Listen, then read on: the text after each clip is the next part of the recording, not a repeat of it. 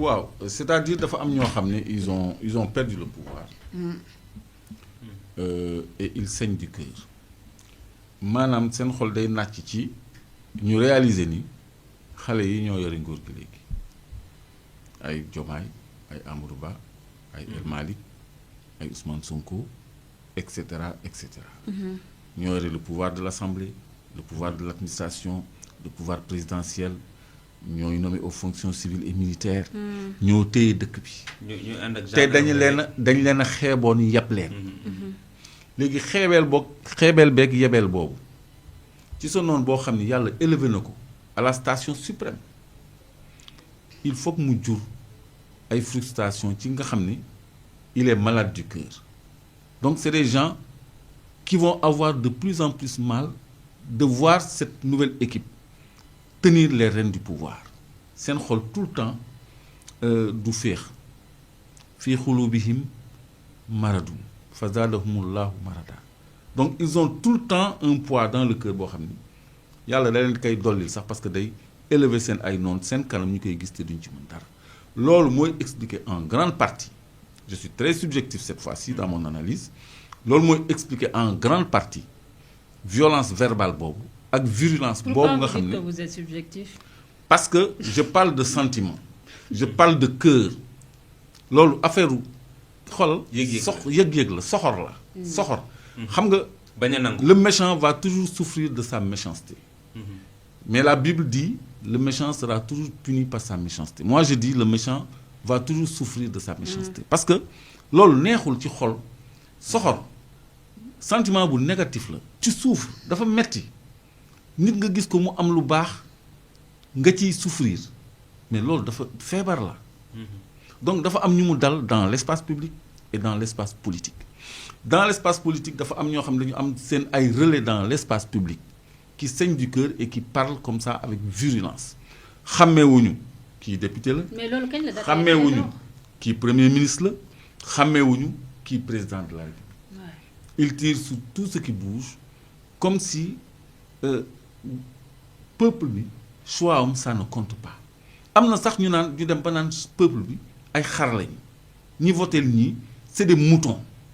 Xoolal reewande googu xoolal agression publique boobu xoolal injure publique yooyu ñu ngi koy seetlu loolu je crois que c'est plus grave même que ñuy attaqué wu à des institutions parce que loolu c'est très lourd de danger c'est attentatoire à la paix civile nga traiter les électeurs qui ont porté 130 députés à l'Assemblée nationale de moutons et de suivistes.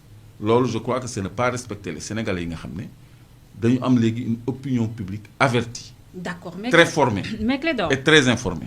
maa ngi lay interpeller sànq parce que analyse bi ñu ngi gis ne carrément mbir mi commencé wu rek ci Pastef parce que wàllum xas institution yi peut-être avec Abdoulaye Wade.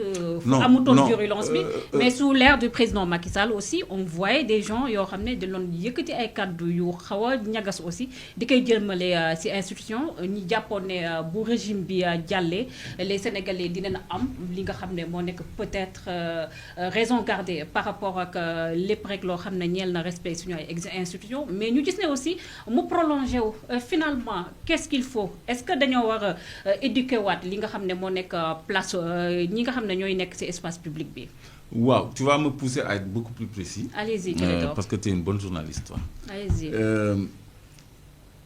Saaga yi laay wax saaga xam nga virulence. mën na bañ a ànd ak saaga. mën nga virulent dans tes propos. Man Macky yekk naa ko lu nekk mais mosuma ko saaga. Mais y en a qui l'insultent quand même ci espace public bi quand même. Loolu. amul chroniqueur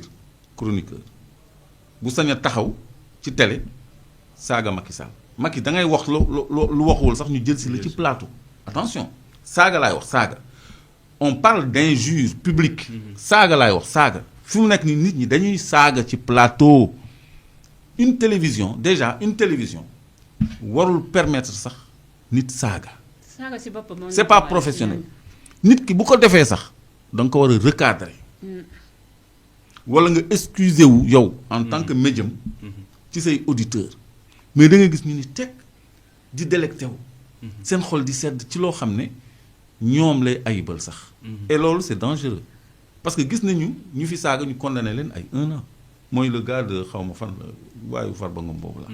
donc loolu ça pollue le débat public.